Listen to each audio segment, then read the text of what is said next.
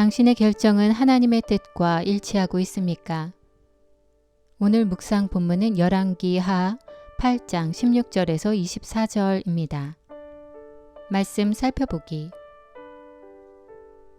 이스라엘 왕 아합의 아들 요람 5년 여호사밧이 유다 왕으로 있을 때에 여호사밧의 아들 여호람이 유다 왕으로 다스리기 시작했습니다.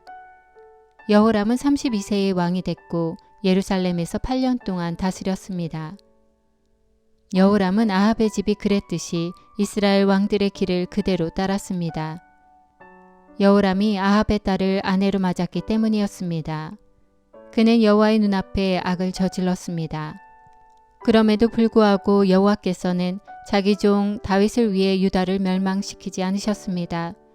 여호와께서 전에 다윗과 그 자손들에게 영원히 등불을 주겠다고 약속하셨기 때문입니다.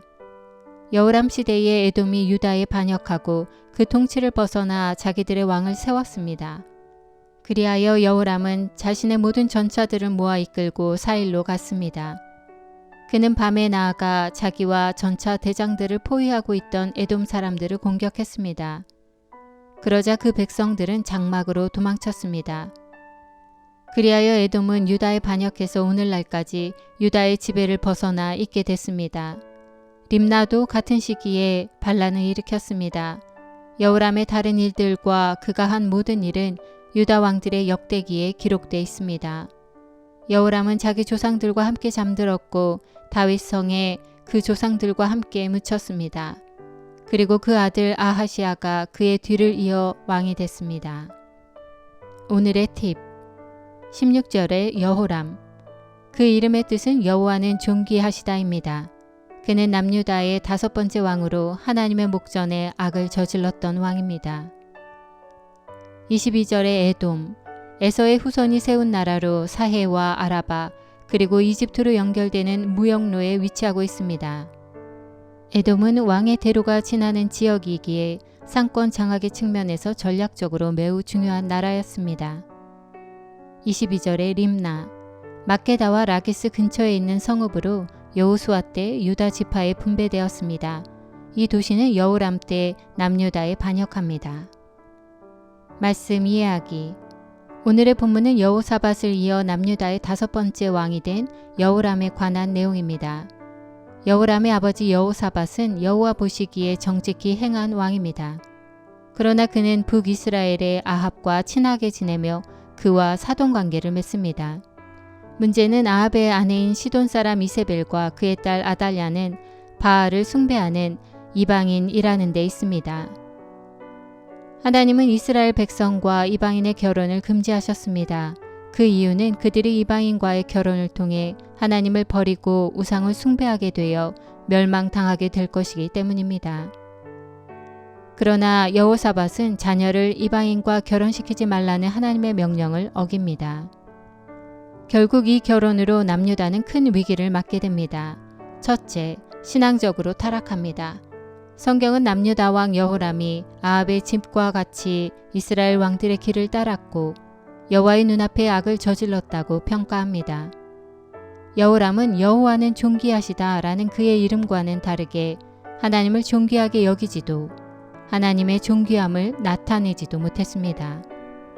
그뿐 아니라 여호람은 북이스라엘의 요람과 함께 바알을 숭배하여 남유다와 북이스라엘 모두가 하나님을 저버린 최악의 상황을 만듭니다.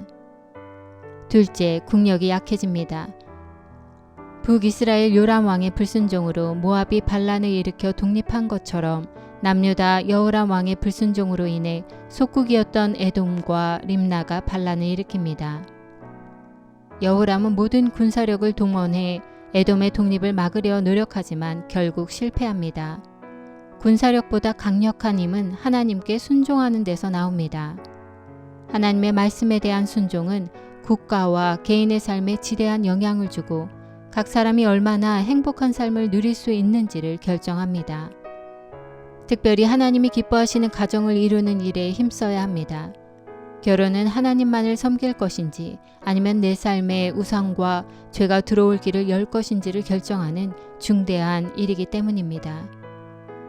노아의 홍수 전 사람들은 그들이 보기에 좋은 사람을 선택해 결혼했다가 하나님의 심판을 경험했고, 출애굽한 이스라엘 백성은 시딤에서 하나님과의 언약을 어기고 모압 여인과 결혼했다가 하나님의 무서운 진노로 멸망할 뻔했습니다.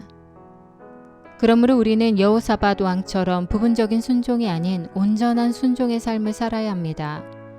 범사에 하나님의 선하시고 기뻐하시고 온전하신 뜻이 무엇인지 분별하는 일에 힘쓰고 하나님의 뜻과 자신의 삶이 일치되도록 힘써야 합니다. 말씀 따라 살아가기. 당신이 하나님의 뜻과 일치되는 삶을 살기에 누리고 있는 은혜는 무엇이 있습니까?